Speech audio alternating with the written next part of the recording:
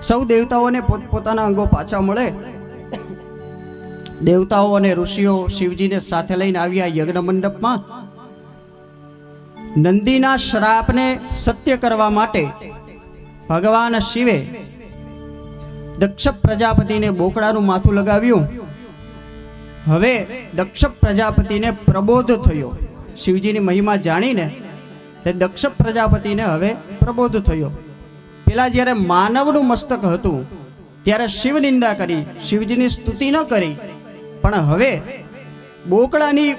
બોકડાનું માથું છે, સ્તુતિ કરવાની ઈચ્છા થઈ, પણ હવે કરવું કેમ? એટલા માટે બકરો જે રીતે બોલે એ ભાષામાં દક્ષ પ્રજાપતિએ શિવજીની સ્તુતિ કરી.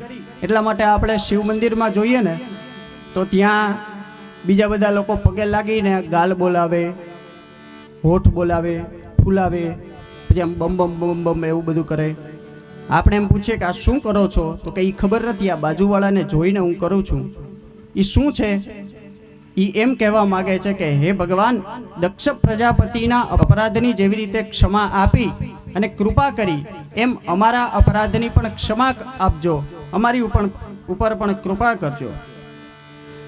કરચરણ કૃતમ વા આયોજમ કર્મજમ વા શ્રવણ નયનજમ વા માનસમ વા અપરાધમ વિહિતમ વિહિતમ વા સર્વમેતત ક્ષમસ્વ. જય જય કરુણાબ્ધે શ્રી મહાદેવ શંભો.